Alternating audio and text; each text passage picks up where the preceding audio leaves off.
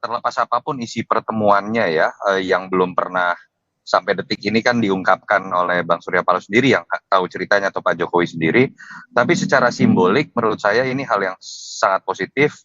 Minimal kemudian ini menetralisir isu-isu atau tafsir-tafsir liar terkait dengan keretakan koalisi, hubungan pribadi antara Surya Paloh dengan Jokowi, kemungkinan adanya reshuffle karena alasan politik, bahwa kemudian Nasdem akan tetap ada di barisan koalisi atau akan terjadi reshuffle atau tidak, kita tidak tahu. Tapi minimal dengan pertemuan ini orang tidak melihatnya dari perspektif politik secara emosional atau politik dalam konteks permusuhan. Sehingga ketika kemudian kita melihat momen-momen ke depan, kita tidak melihat bingkai ini lagi dalam bingkai permusuhan antara Surya Paloh dengan Jokowi. Itu yang pertama. Yang kedua, ya memang menarik ketika kita lihat pada hari yang bersamaan juga ada peristiwa politik yang terjadi juga terkait dengan Nasdem ya, terutama pagi ketika kita lihat siang sore ada pertemuan antara Ahmad Ali Wakil Ketua Umum Nasdem yang berkunjung ke sekber dari Gerindra dengan PKB.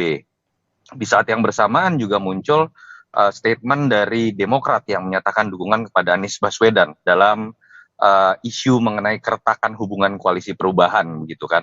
Sehingga kemudian di situ memang bisa muncul spekulasi macam-macam juga. Ada yang mengatakan bahwa jangan-jangan ini adalah langkah awal dari Nasdem keluar dari barisan koalisi. Ada juga yang mengatakan ini upaya untuk melakukan bargaining politik, baik itu dilakukan oleh Nasdem ataupun dilakukan oleh Jokowi misalnya. Kita tidak tahu apakah betul terkait dengan itu, tapi minimal sekarang kita sudah melihat awal dari situasi yang tensinya sudah menurun. Tinggal kita lihat ke depan apakah kemudian betul terjadi reshuffle ataukah Nasdem kemudian mulai lebih memantapkan posisinya sebagai barisan koalisi dalam melihat beberapa kebijakan pemerintah. Itu yang menurut saya akan menarik kita lihat ke depan. Dengan reshuffle ini terlalu jauh ya, karena kalaupun terjadi reshuffle atau ada dalam waktu dekat terjadi reshuffle, biasanya panggilan-panggilan kepada ketua umum atau misalnya menteri-menteri yang akan diganti itu terjadinya injury time.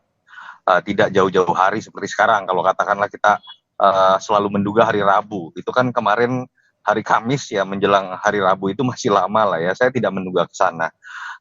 Tetapi bahwa kemudian Bang Surya Paloh merasa perlu menjelaskan hasil pertemuannya dengan Jokowi kepada pihak-pihak yang selama ini ada di bawahnya dan mungkin juga bertanya-tanya bagaimana posisi mereka, termasuk para menteri. Saya pikir itu yang lebih